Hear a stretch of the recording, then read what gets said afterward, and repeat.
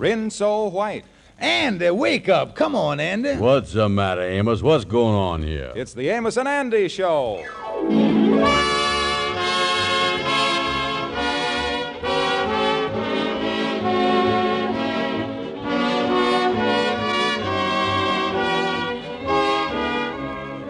Yes, the makers of the new Rinso bring you the Amos and Andy Show with their guest for tonight, whom you have seen in The Mask of Demetrius, the celebrated star, Sidney Greenstreet.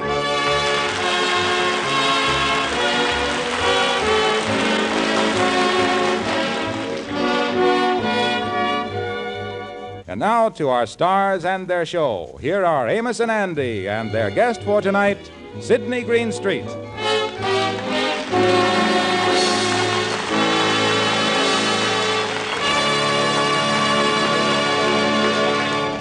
If it weren't for the fact that so many events of worldwide importance were being featured in the newspapers these days, all New York's latest editions would probably carry headlines such as this: George Kingfish Stevens goes to work. Yes, the Kingfish has gotten a job as doorman at one of the big downtown hotels. And at the moment, he's down there talking to the desk clerk. You want to see me, Mr. Morton? Yes, Stevens. You probably know we're short a bellhop. Yeah. Now, you being the doorman here, I was wondering if you might have a friend or know somebody who might want the job. Bellhop, huh? Well, I don't know nobody offhand, Mr. Morton. Well, we really need somebody awfully bad. Sorry I can't help you. Well, if you get me somebody, I'll give you a $5 bonus. I know just the man. Well, good. Of course, this fella never carried no baggage before. He never lifted nothing heavier than a pool cue. Well, then do you think he'd be willing to take this job as a bellhop? Well, I'm going to have to think of something else to call the job. If I was to ask him cold turkey if he wanted a job as a bellhop, I think he'd say no. What I'm going to have to do is put a little dressing on the turkey.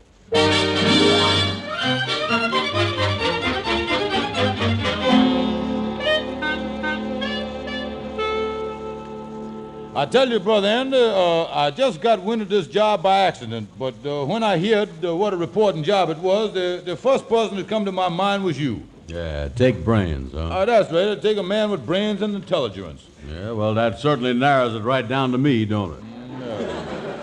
What is the job, Kingfish? House detective at a hotel downtown where I works. Yeah, say, that's a reporting job, all right. And I as the detective type, too. Oh, certainly, Andy. You was perfect for the job.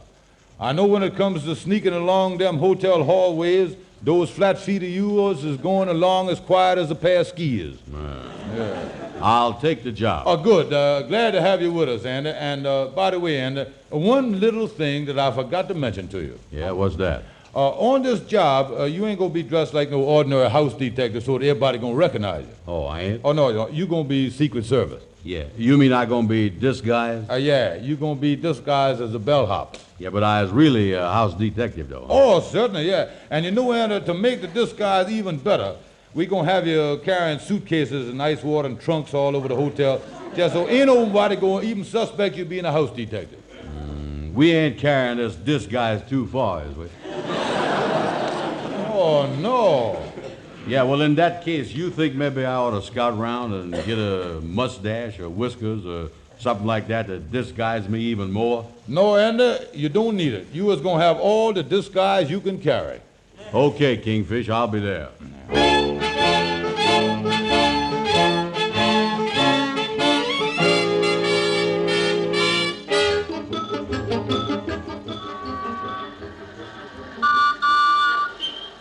Come on, Amos, pull your cab up here, come on. Got a passenger for you from the hotel, Amos. He'll be down in a couple of minutes. Oh, thank you, Kingfish. Say, that was a good suggestion of yours, keeping my taxi cab in front of the hotel here. You sure been throwing me a lot of business. Yeah, say, Amos, look at Andy coming out the entrance over there with them two suitcases. Yeah, they sure working him on this job, ain't they? Them suitcases look more like trunks to me. Yeah, well, I got to get on in the lobby and see if anything going on. How are you there, Andy? There's Amos there with the cab right there. Yeah, right. Hello, Amos. Hello. Oh, me. Let me put these suitcases on the sidewalk here. They is tearing my arms out. They sure keeping you busy in that bellhop job, ain't they, Andy? You really think I was a bellhop here, don't you, Amos? Yeah, sure look that way to me. Boy, what a disguise. You talk like you ain't, Andy. What else is you supposed to be doing? Well, I can't tell you, Amos, but I guarantee you, if I stay on this job, I'm going to be famous.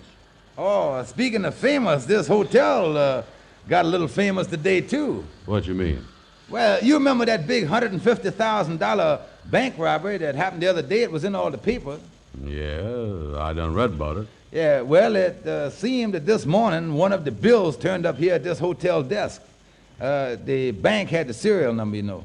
Oh, turned up here, huh? Yeah, so they know that one of the guests at the hotel here must be the crook. It does, huh? Well, look like I'm finally going to get into action here and do what I'm supposed to be doing. Keyholes, here I come. Hey, Brown. Excuse me, Amos. The desk clerk wants to see me. Yeah, okay, go ahead. Coming right over, Mr. Borton, coming over. I want to get right on the job here, and you can tell the newspapers that I'll crack this case within 24 hours. Well, I don't know what you're talking about. Here, take these newspapers up to Mr. Sidney Greenstreet in room 576. Now get going.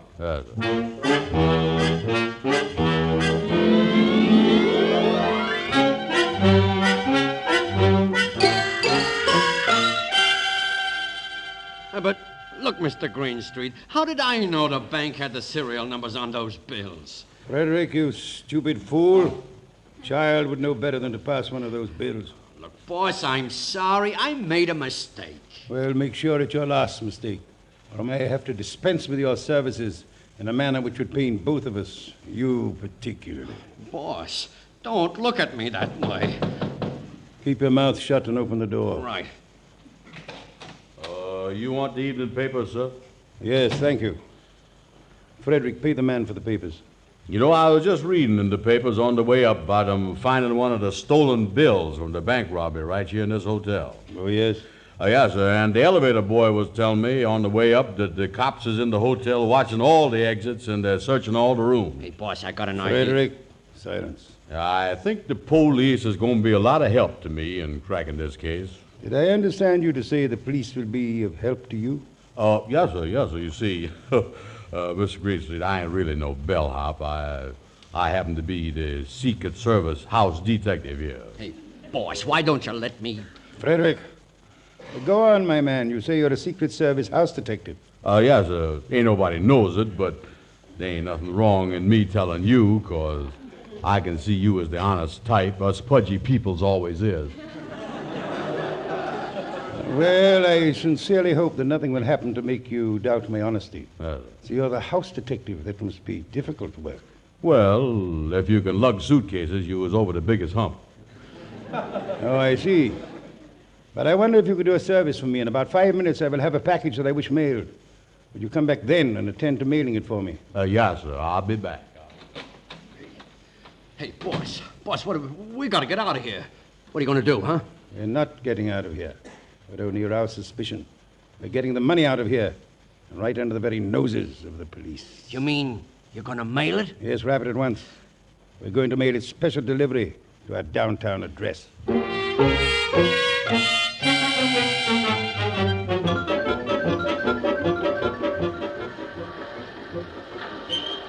Hey, Andy, where you going? You ain't off duty. You ain't supposed to leave the hotel. Oh, hi, Kingfish. Hi. I got to mail this package for a man up on the 5th floor, but I'm going to be spending most of my time cracking the robbery case. Yeah, well, I don't think you got the whole case on your shoulders, Andy. There's something like 12 detectives floating around here that'll give you a hand. Yeah, they ain't allowing no guests out of the hotel till the search is finished. Well, between me and you, Kingfish, I ain't counting too much on their help. Them police detectives ain't smart as us house detectives. Yeah. If they had the money right under their nose, they probably wouldn't know nothing about it. Yeah, well, I think they ought to get the cook pretty soon, though. They know the money is in the hotel, and they know the cook ain't checked out. Oh, sure. It's just a question of time before I closes in on them. You know, just looking at that package there on the arm, I just thinking, if the cook had any brains, that would be a way to get the money out of the hotel without nobody knowing about it. Yeah, that's right. Say, you give me a thought there, Kingfish. As soon as I get back from the post office, I'm going to have them check every package that goes out of this hotel. Yeah. So long.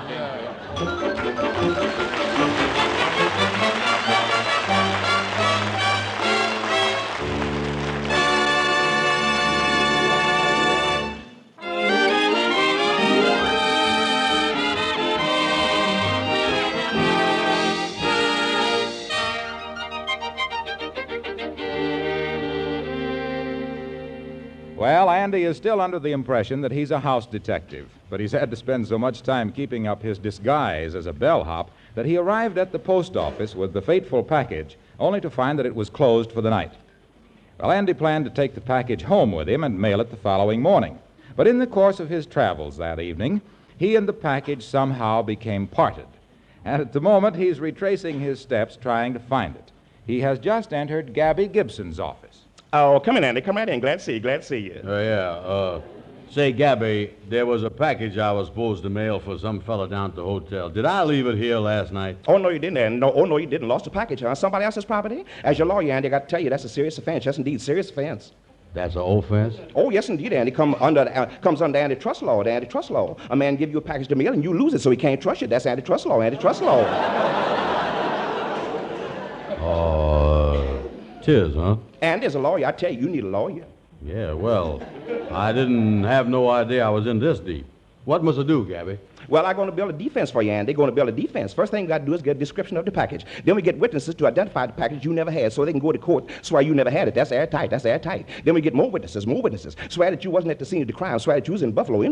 Then we get Buffalo to identify you. That's even more airtight. Ain't no air getting this case at all. Then there's a clincher when they punch holes in it, show that you wasn't in Buffalo. We brings in witness to prove that you was really in Chicago, and we works west from there.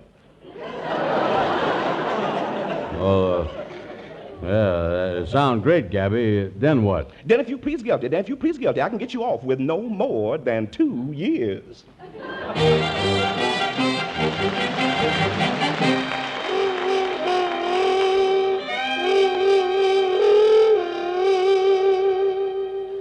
You see, officer, the reason I come to the police station is because last night I drove this friend of mine, Andy Brown, from the hotel back up to Harlem. You mean the hotel where we traced the money? Yeah, sir, that's it. And when Andy got in the cab, I noticed that he threw the package in the back of the cab. And then he done forgot to take it out when I dropped him off. And this is the package he left in the cab? Yes, sir. Yes, it must have been bouncing around in the back of there because when I found it, the corner of the package was busted open and I could see there was a lot of money in it. And the address was all chewed off of it from getting knocked around in the cab, you see. Well, you did right in bringing it to the police station. Yes, I tried looking around for Andy Brown, but when I couldn't find him right away, I kind of got scared, mister, with all this money, so that's why I brought it here.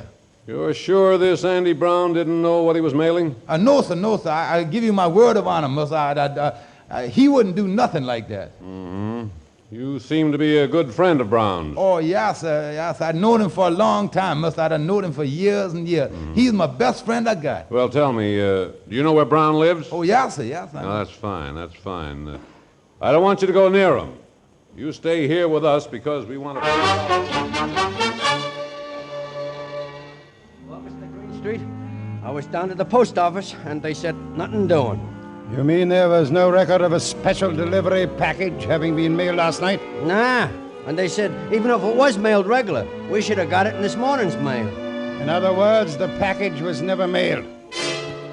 Frederick, what was the name of the lodge hall that fool mentioned? The Mystic Knights of the Sea.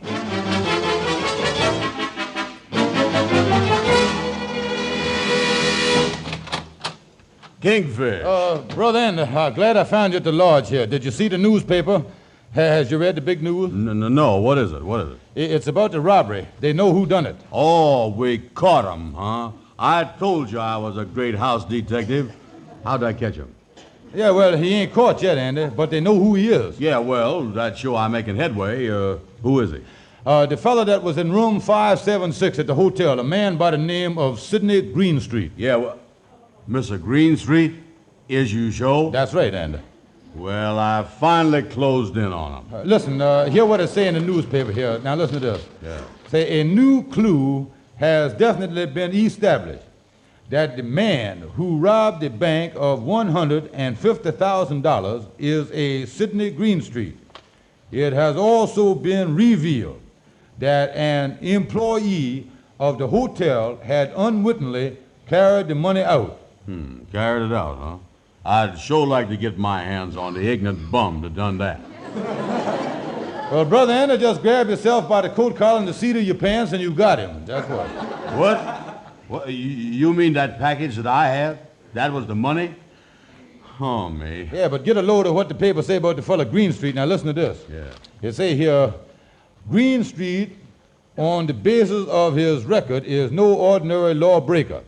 He is a psychopathic criminal who robs and even kills for the mere thrill of it. Do that mean he like to kill people? And he kills people the same way you eat ice cream. You mean with a spoon? No, Andy. Tell me, where's the package now? That's what we got to find out. Now, don't let's talk. Let's get the package. That's what I want to Well, ask. I don't know, Kingfish. I don't know. I was too late to mail it, and I forgot it someplace. I don't know where it is. Oh, that's bad. The man gonna be after you, Andy, and hanging around this lodge hall here ain't gonna be safe for you.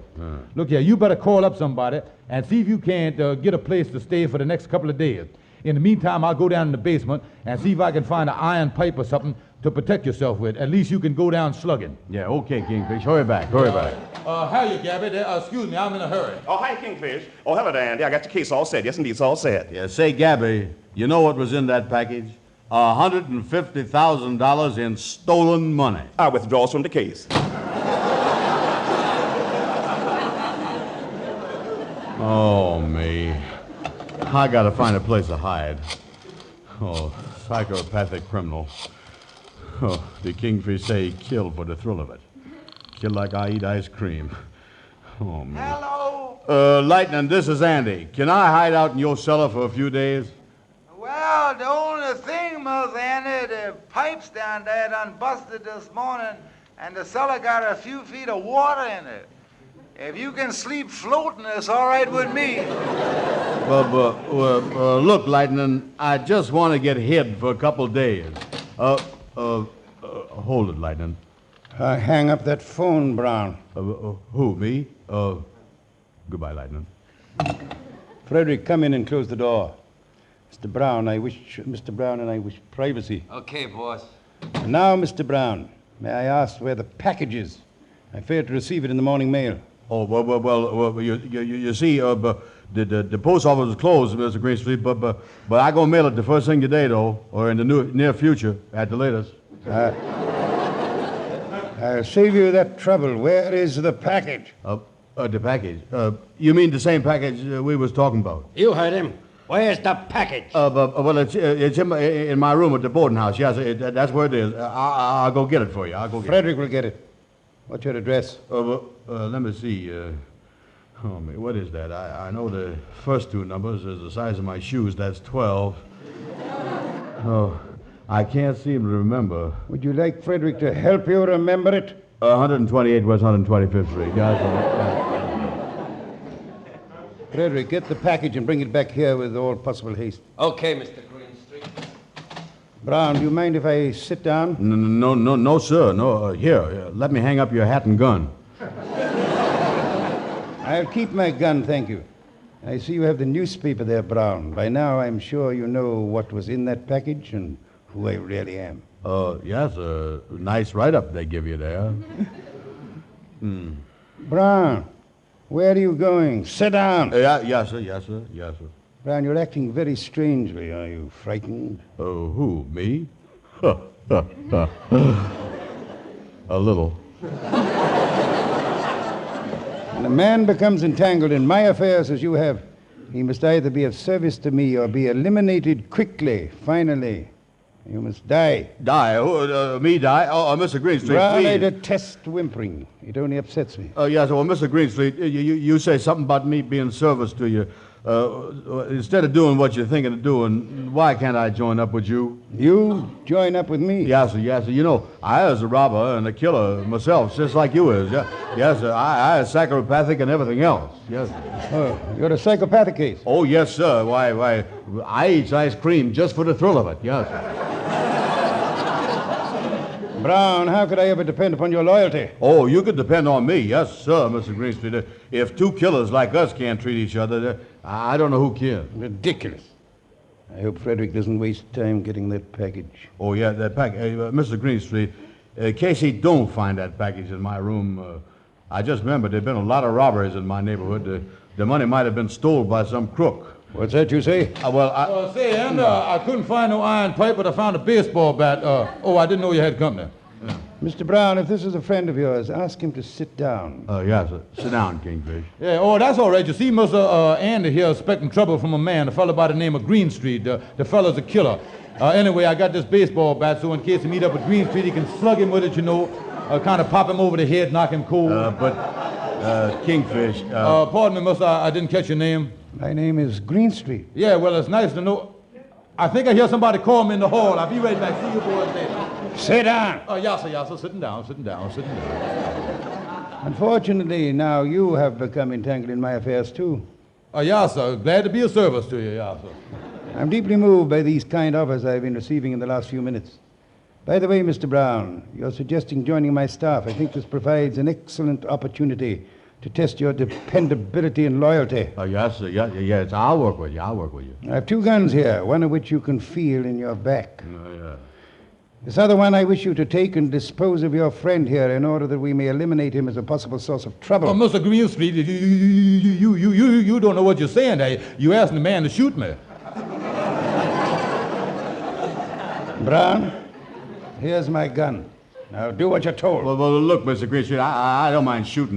No, sir, being a psychopathic and all that, there ain't nothing I'd rather do in my spare time or kill somebody, but this man here, that's my best friend. I'd sooner shoot myself than shoot him. Yeah, that's right, and to do that.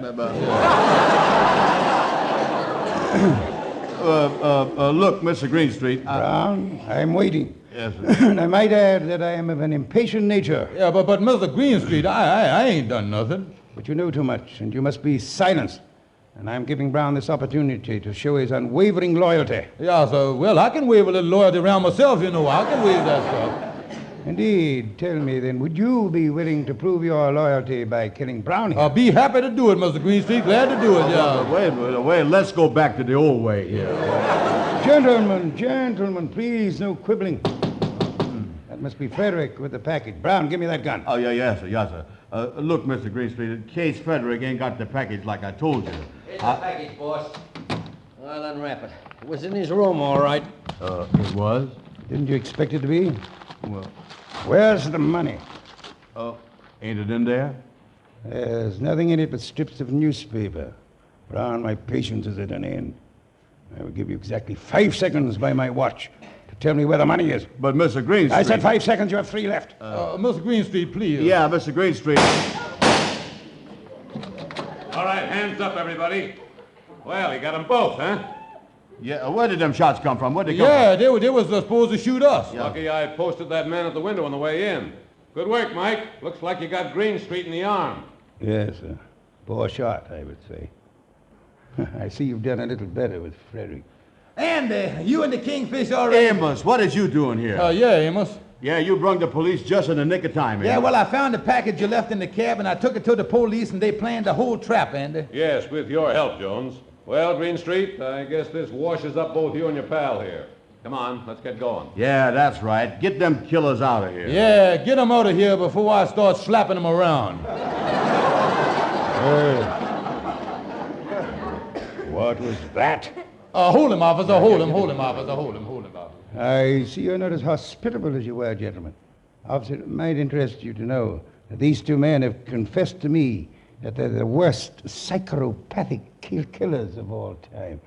Oh, well, wait a minute, officer. We was only kidding. Yes, officer. We even hates ice cream.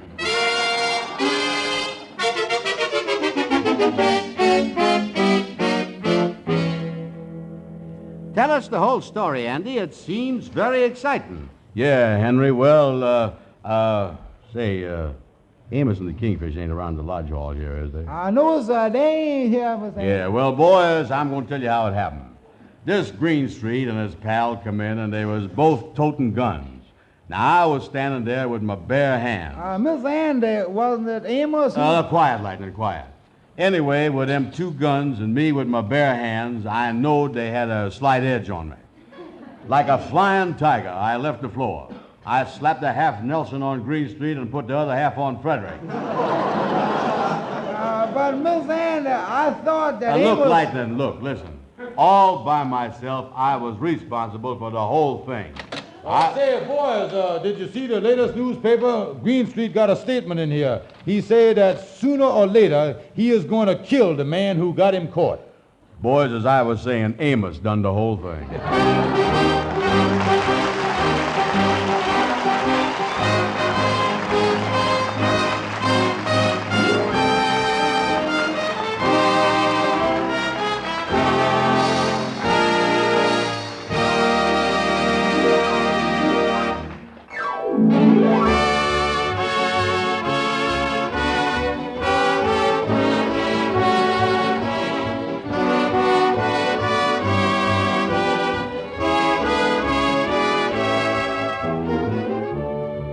Be sure to be with us again next Friday evening at this same time when Amos and Andy will have as their guest Mr. Gregory Ratoff.